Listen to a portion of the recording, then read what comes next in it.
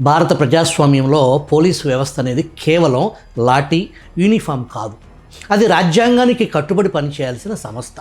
అలాంటి వ్యవస్థలో ఉన్న ఒక ఐపీఎస్ అధికారి తనపై నమోదైన క్రిమినల్ కేసును ఎదుర్కొనే సమయంలో కులాన్ని కవచంలాగా ప్రయోగిస్తే అది వ్యక్తిగత వికృత ప్రవర్తన కాదు, వ్యవస్థాపరమైన ప్రమాదం.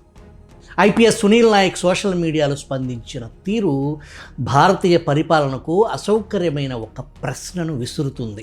చట్టం కంటే కులం గొప్పదా? ఆరోపణల కంటే భావోద్వేగాలే బలమైనవా?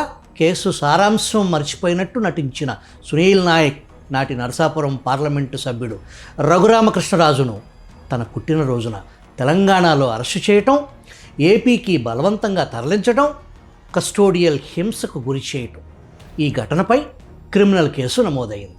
ఇది వాస్తవం. కానీ సునీల్ నాయక్ ఏం చేస్తున్నారు? కులం కార్డుతో చర్చ దారి మళ్లించే ప్రయత్నం గట్టిగా చేస్తున్నారు.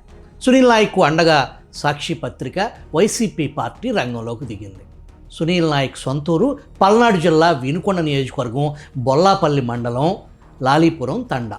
ఆయన తండ్రి బద్యానాయక్ వైసీపీ హయాంలో సర్పంచ్గా పనిచేశారు.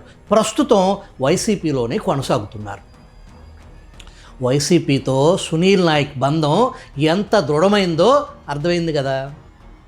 సునీల్ నాయక్, పివి సునీల్ కుమార్ లాంటి వారు ఉద్యోగానికి రాజీనామా చేసి వైసీపీలో చేరొచ్చు. ఎవరికి ఎటువంటి అభ్యంతరాలు ఉండవు.